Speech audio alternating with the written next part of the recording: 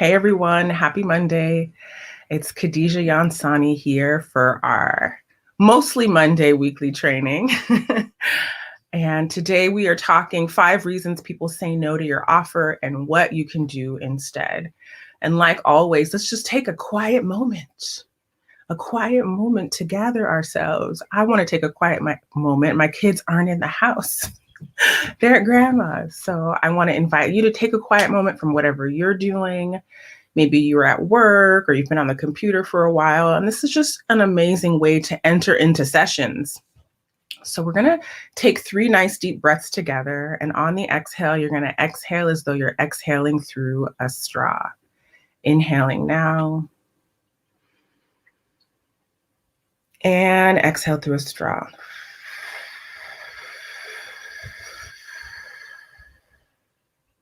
Inhaling again, and exhale through a straw.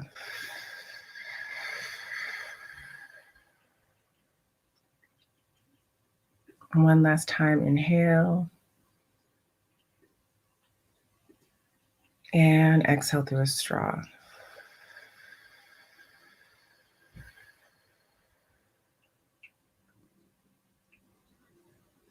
And taking a moment to remember that all of the answers are within you.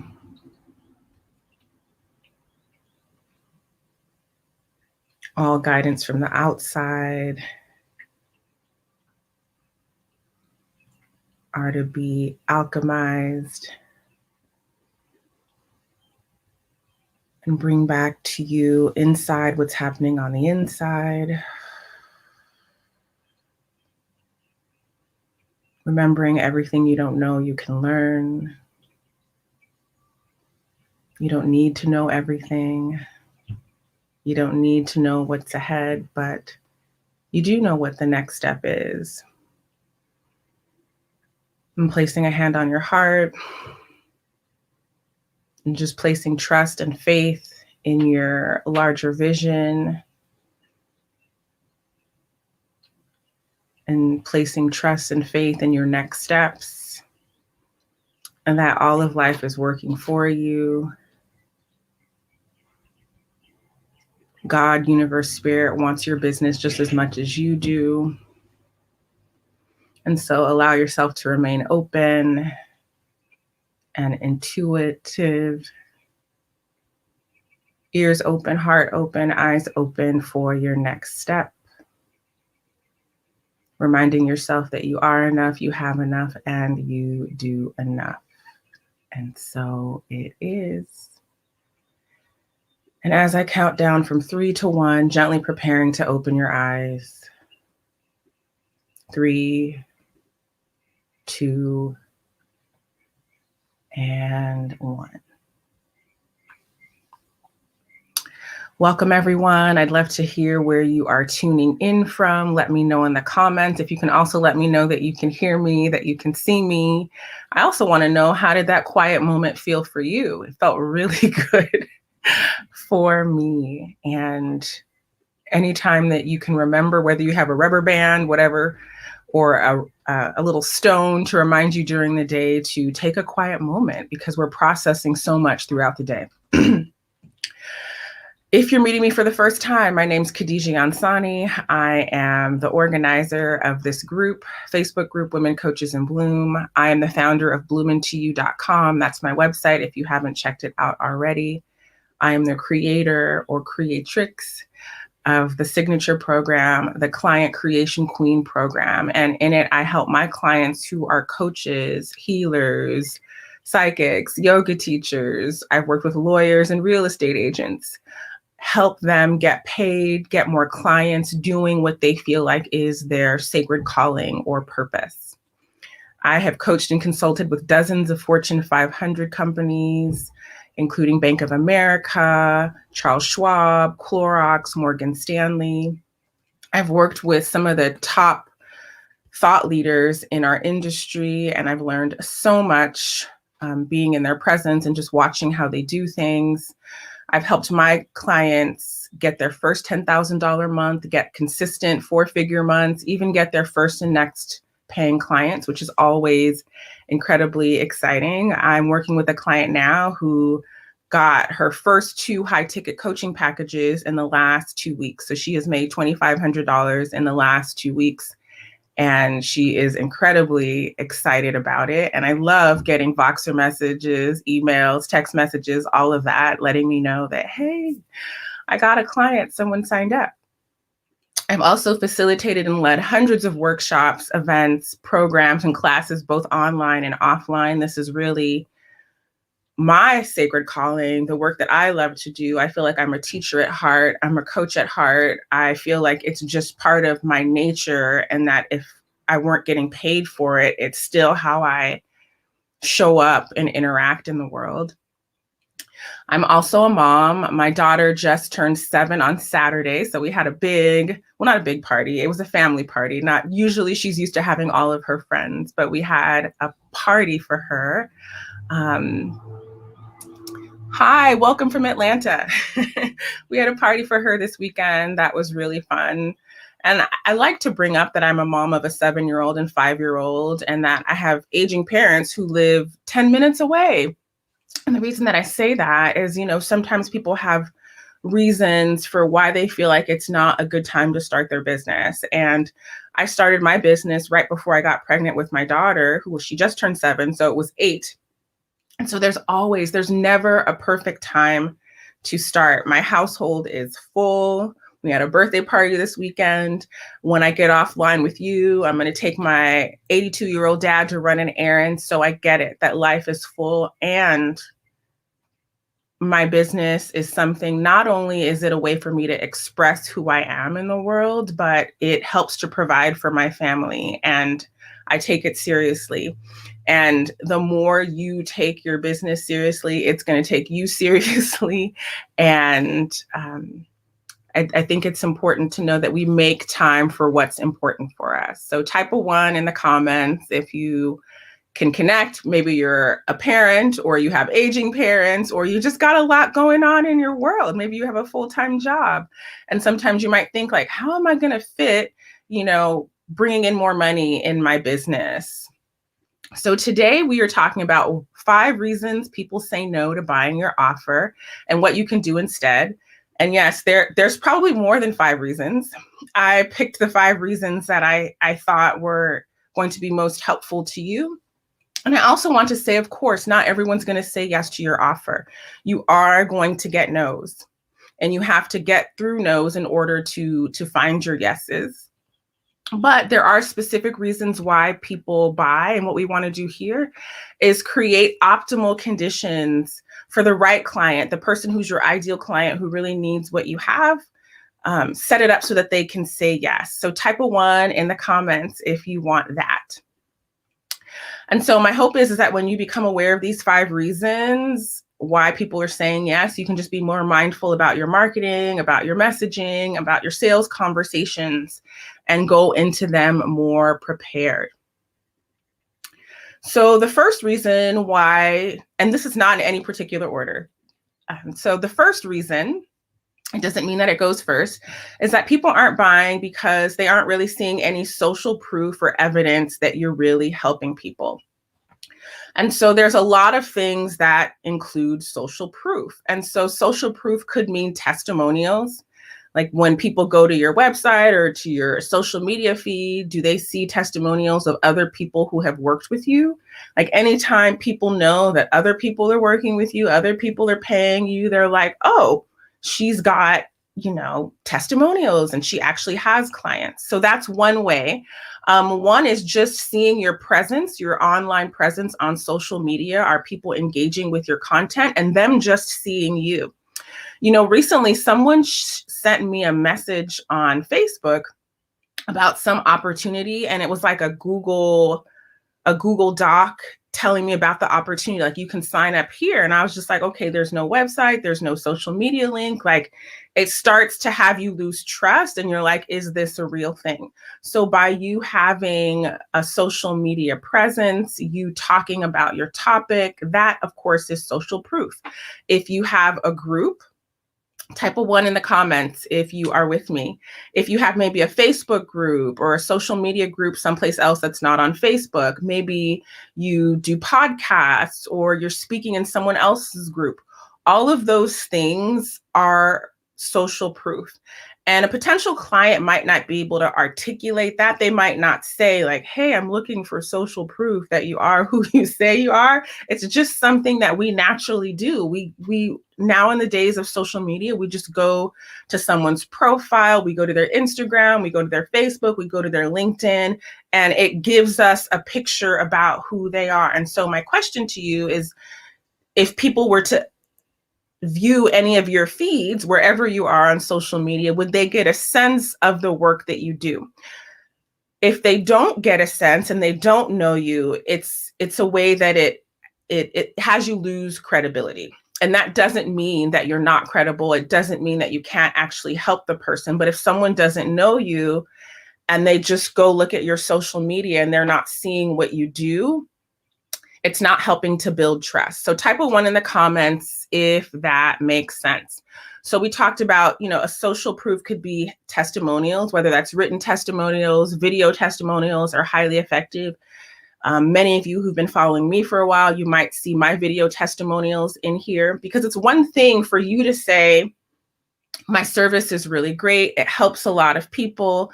But when someone that you worked with says, hey, I worked with Candy, and as a result, this is what happened, people are more likely to believe that social proof. So testimonials could be one. Your social media presence and people following you along your content is an aspect of social proof. If you have a website, and I don't want you to get stuck here, because if you're thinking like, I don't have a website, then that means I'm not credible. If you don't have a website, yes, at some point you're going to want a website.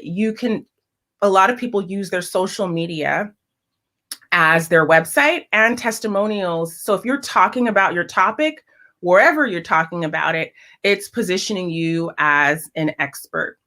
And I also said maybe speaking on other stages. So if you're speaking in someone else's Facebook group, in someone else's podcast, that is social proof. I will say, what you'll notice in these next few things that I talk about, that we all have different buying habits. And, some people are the type of people, like before they go see a movie, they're going to read all of the reviews on the movie to make their decision. Other people aren't going to consider that as much.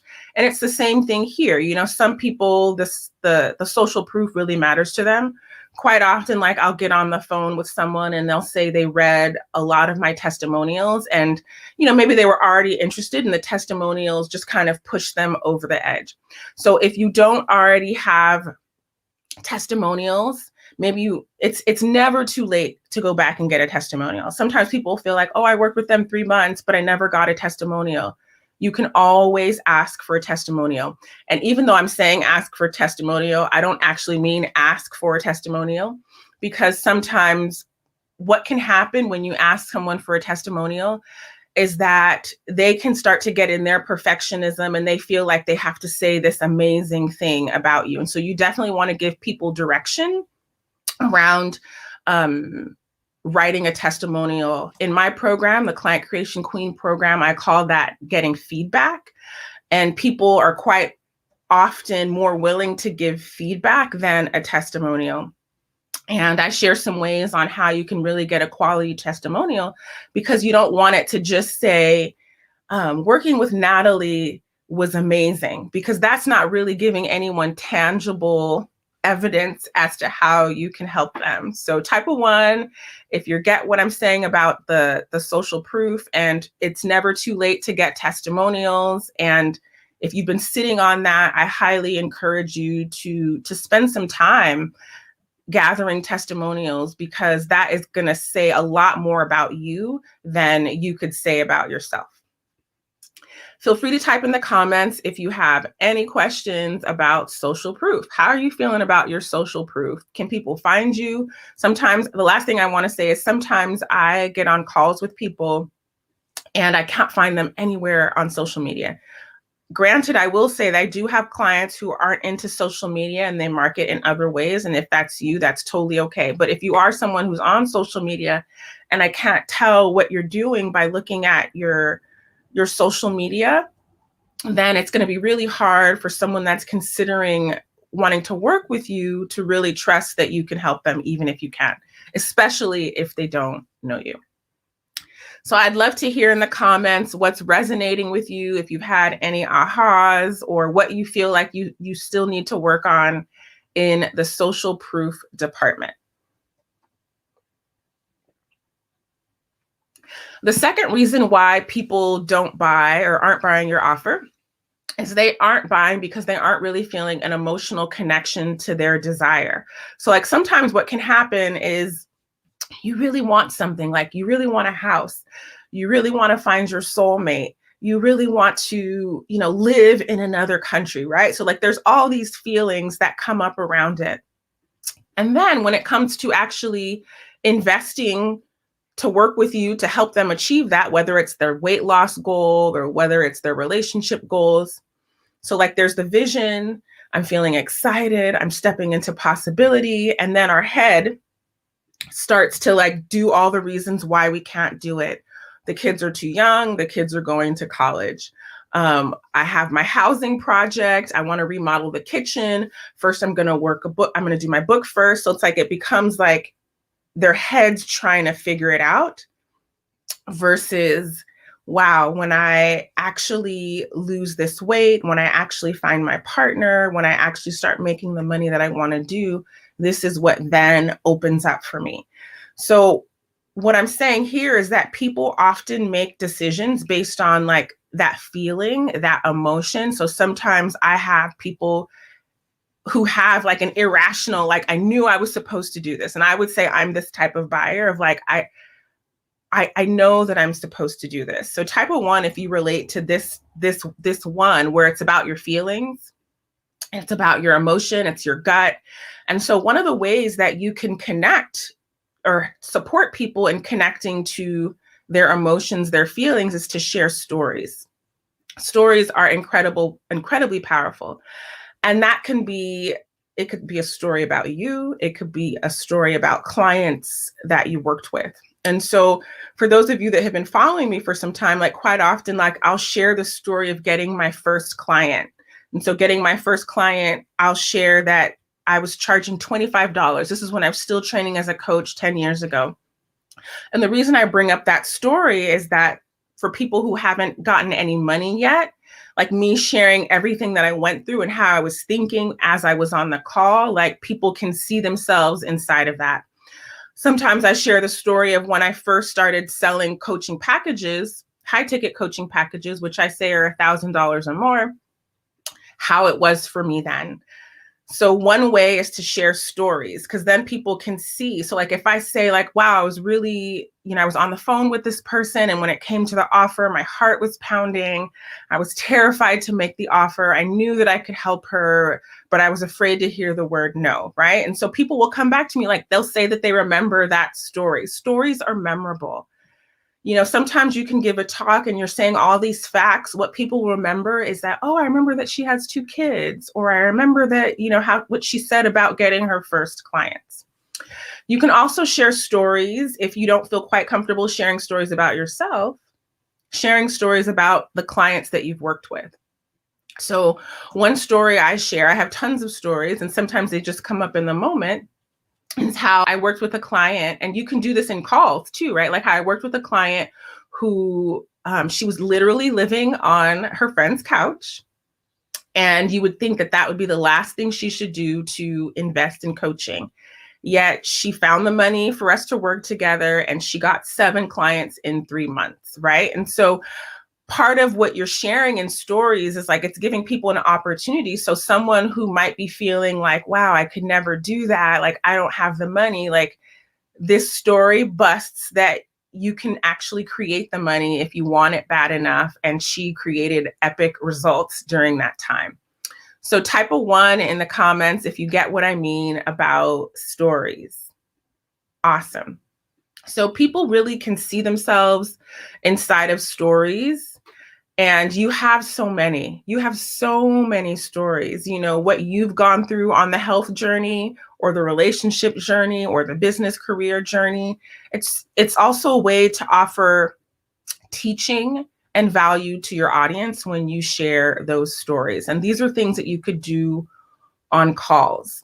Because as soon as you find that someone's getting in their head, of course, we need our head to help us make decisions. But if they're disconnected from their heart and their vision and what they really want, they are less likely to buy. So the third reason why people say no to buying your offer is the issue of trust. They don't trust that your offer, there's something that they're not trusting, and it might not necessarily be you per se, but it could be, maybe they don't trust that you could help them. Maybe they don't trust that this is the exact thing that they need, or like they're not sure that they're going to get the result.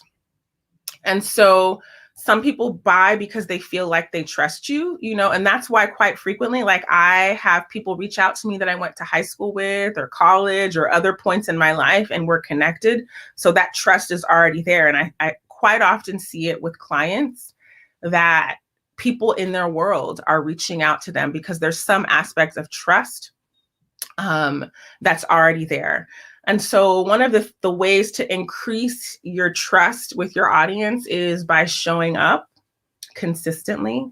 Have you ever had the experience where you saw someone doing something and you're like, hey, I wonder whatever happened to them? Recently, I actually had a former client. She left me a message because she had stopped posting on social media. And she told me that someone who follows her says, like, hey, like, where have you been? I hadn't been seeing you posting. And she left me a message because she was surprised that someone was missing, someone noticed that she was missing in action. And so it's like, where'd you go? And so even though people might not like, comment, or say anything to what you post, it doesn't mean that they aren't listening, that they aren't processing what you're sharing with them. So in this instance, like my former client had this story that, does anyone really care about what I'm sharing? Not enough people are liking or commenting. Maybe they won't notice if I stop posting. But as you can see in this instance, someone noticed like, hey, I'm stalking she literally said, I'm stalking your page. I'm not seeing anything. So what if people are stalking your page and you stopped showing up? That leaves them with thinking like, did she go out of business? Is she not doing this anymore? Maybe I should find someone else. So one of the ways that you can build trust with your audience is showing up consistently. But I think part of this trust really is about building self-trust, like really answering the question, why am I uniquely qualified to help my ideal client? Has the process that I lead my clients through worked in my life? Has it worked in the lives of the people that I've worked with? Like really standing in the value of what you provide. Because if you feel hesitant, if you feel reluctant, if you feel unsure, people can feel that. We are so smart. We can feel that through the phone, through the conversation, or maybe if you're lacking in confidence, people can feel that. I was at the bank recently, and the banker who was helping me, I felt like I had already called customer service and I'm talking to this banker, and I really didn't feel like she knew how to help me. And so I'm the one saying, why don't we call this person? And that didn't make me feel like I wanted to come back. I'm not going to go back to her because I didn't feel trust that she was able to help me. And so we're constantly doing this all the time, seeing like, do we trust someone enough to share intimate details about our relationship, about our health, about our money? Do we feel safe with them? That's an aspect of trust. Do I feel like I'll be able to share openly with them? Do I feel like their program or service is going to help me get the results that I want? Does this person just want my money, or do they really believe that they care about me? So type a 1 in the comments if you have, if you can connect with what I'm saying about trust. And that trust starts first with yourself, and then, and I did say that, if you're reluctant or nervous, that's a part of it. That is a growing phase that we have to go through. When I started doing videos, if you go look at my first videos, they're different than they are now. I feel way more comfortable being myself. But that's also how you build self-trust, is by showing up consistently, and things that used to scare you or make you afraid might no longer feel that way. The fourth reason why people say no to buying your offer is they might feel like, well, I don't feel like I know you enough to make this big of an investment, right? So investing in a high ticket offer can feel like too much. Like maybe if they just met you, and not always, sometimes it's the right time, the right offer, and it's like, boom, yes. I've had that on both sides as a participant in a program or as a client and also as a coach. But sometimes people feel like they need to know you more. Like, I like you, but I'm not quite sure. And so I have absolutely had it where I did calls with people who were not ready to sign up then. And then a few months later, they signed up. Maybe they kept watching my videos like you're watching now.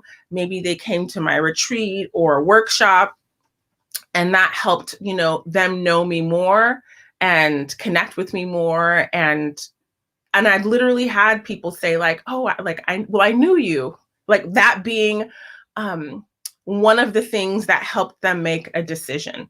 And so similar to the trust piece, like part of the way that we help our potential clients get to know us is through showing up and sharing value. And so it helps build that know, like, and trust factor. And that doesn't mean that you have to share things you don't want to share. You get to be authentic in your sharing and focus on your niche, on providing value and building that in a way that feels authentic to you. So for some of you, it might be video, and for others of you, maybe you're more content or written. It's all fine. You just definitely want to be genuine. I'm going to ask people to type a 1 in the comments because I see a lot of you. I'd love to hear what is stirring up inside of you while I take a sip of water.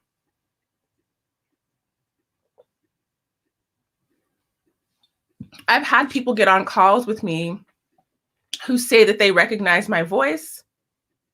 Maybe they just listened to my masterclass and they feel like they know my voice.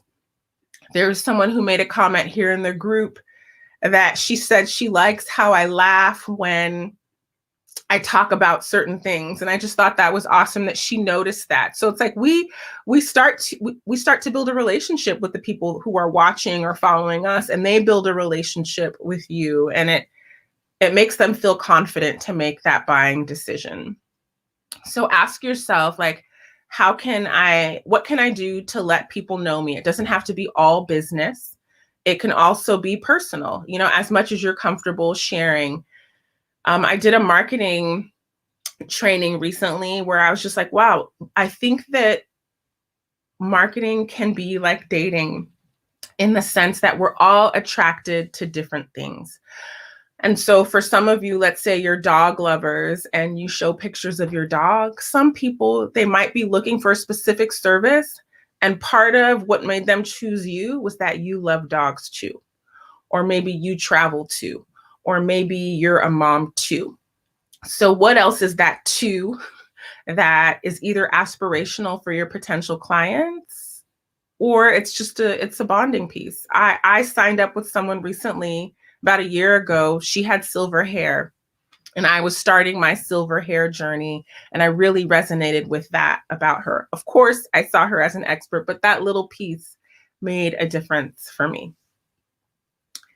The fifth and last one, the fifth reason why people might be saying no to your coaching offer is that they feel like your product or service doesn't solve their specific problem. So we might think and we might know that our service can help them, but in the mind of the potential client, they're thinking like, I don't know if that's exactly what I need or what I'm looking for.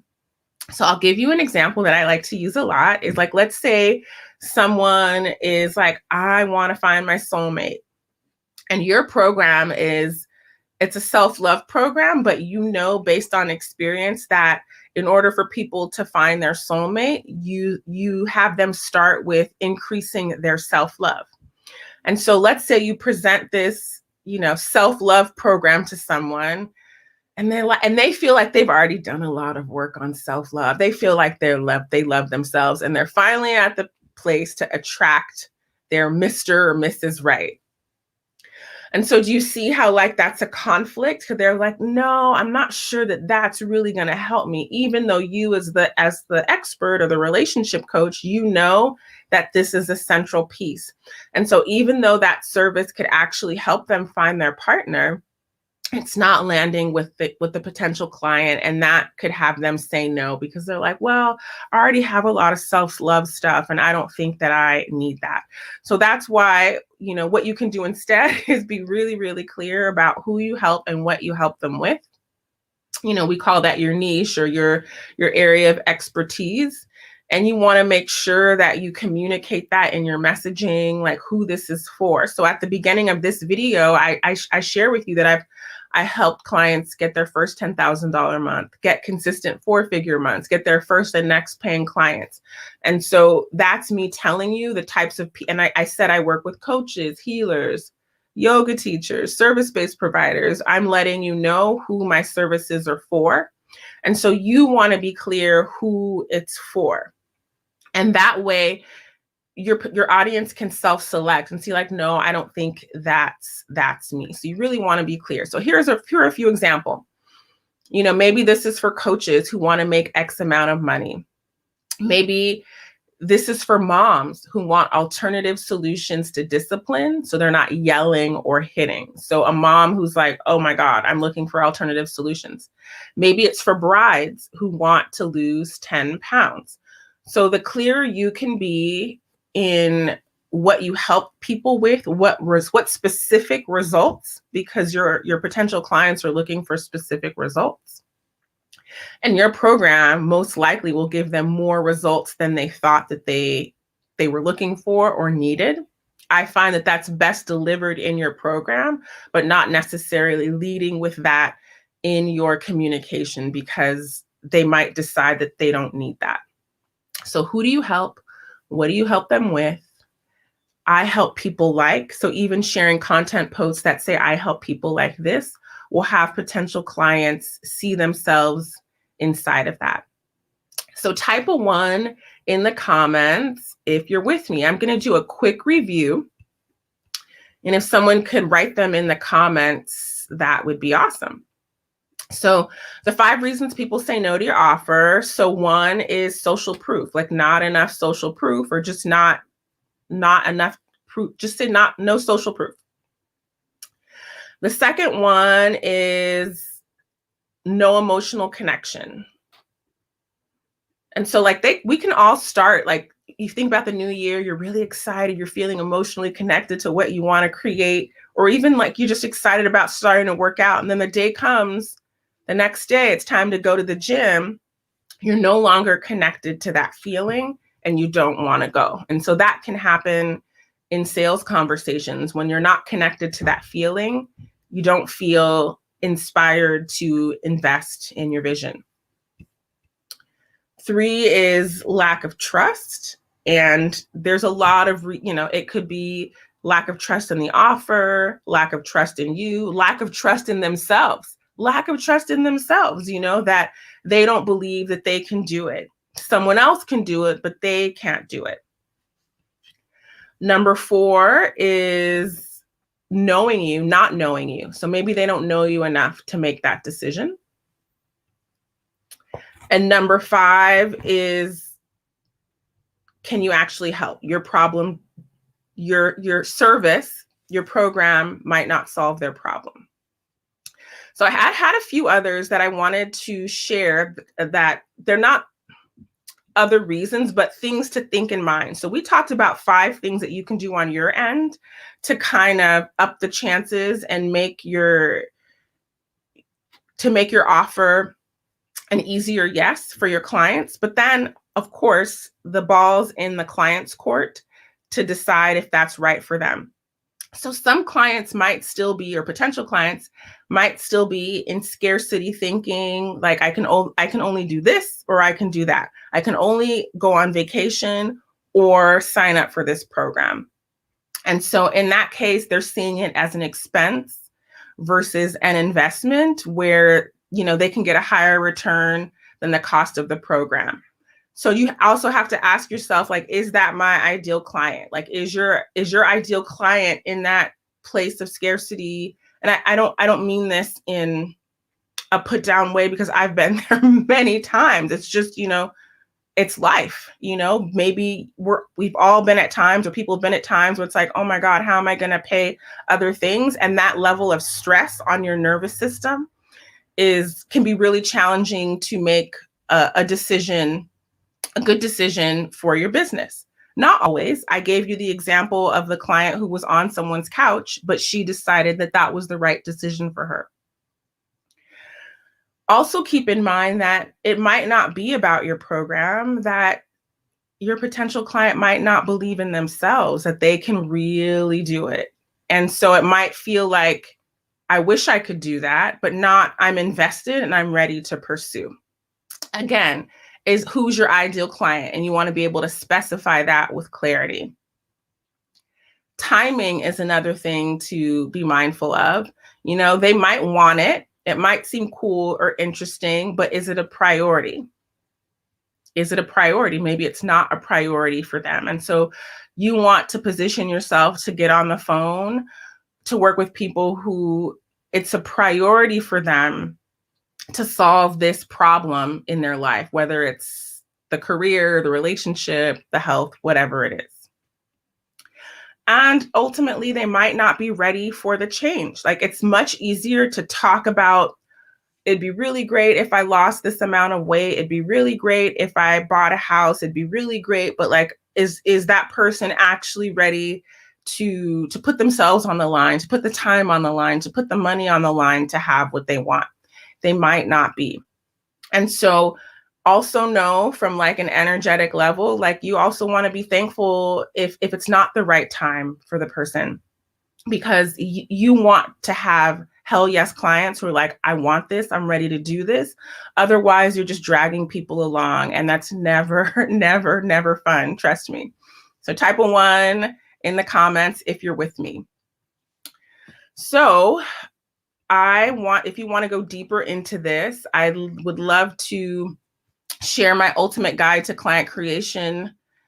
If you haven't already downloaded, it's an awesome guide that's really going to elaborate on some of the concepts I talked about today. We're going to cover the 4 keys to manifesting clients. And so I go over the many mindset pitfalls that I see when it comes to creating more clients and generating more revenue for your business. I'm going to cover, or in this guide, we cover like the missing ingredients from the manifestation formulas that I see sometimes when I interact with clients or potential clients. And just by adding this, it's going to make such a huge difference. We also cover how to speak in the language of your ideal clients so that your messaging and marketing isn't just geared to what you think is important. Like in the example that we talked about, a client wants their soulmate, but you think they need self-love, which they probably do. But because you're using the term self-love, they're thinking it might not be a fit. So in this guide, we cover how to use the nuanced language of your client to really express the value of your offer in the client's terms. And then, of course, we cover how to monetize your offer, your audience, so you're actually making sales and feeling really excited about working with the people that you feel called to work with.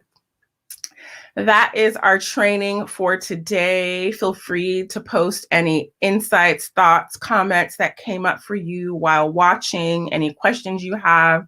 I'm happy to come back and answer them, but thank you for joining. And I really believe that the more you are aware about what you're doing, how you're showing up, and how you can just make these little tweaks, it can make the process of enrolling clients more easy, more fun, and less like you're having to do a lot of work of chasing and hustling. So until next time, feel free to leave some comments below, and I'll see you next time.